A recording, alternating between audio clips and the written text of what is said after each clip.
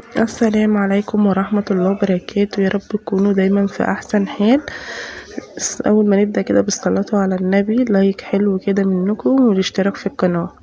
طبعا بقى عملت حاجات المدرسة واحلى ايام المدارس دي بتبقى حلوة، هي بتبقى مهدلة بالنسبة للام، طبعا احنا متبهدلين جدا، نزول بدري وصحيان بدري وكده، بس بتبقى حلوة لأولادنا وكده، وهم بيتشجعوا بينا، احنا بنشجعهم وهما بيتشجعوا بينا. فطبعا جبت لهم بقى فينو وجبنة بيضة ولانشون، قصدي جبنة رومي.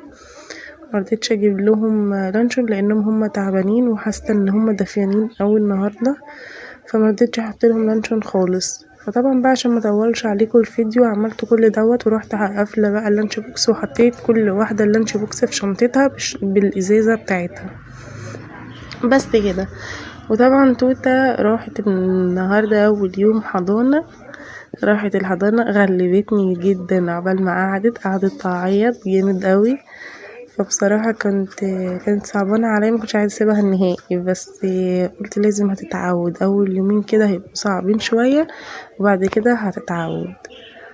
طبعا مايا علشان هي واخدة طبعا ان انا كنت بوديها حضانة وكده، فواخدة على المدرسة، يعني واخدة على لمة العيال وكده.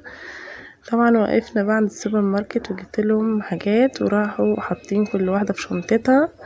ودي توتة هي دي الوحيدة اللي جننتني بصراحة، هي قعدت تعيط وصعبت عليا قوي، كنت عايزة ارجع اخدها تاني، بس مسكت قلبي شوية وقلت لازم اعودها علشان خاطر هي ما بقتش صغيرة، هي بقت 3 سنين ونص، ما بقتش صغيرة خالص. فطبعا بقى عايزة اعلمها يعني وكده. فطبعا بقى برضو قعدت تعيط يعني، بس يلا بقى. طبعا بقى خلاص كده رايحين نوصل مايا للمدرسة.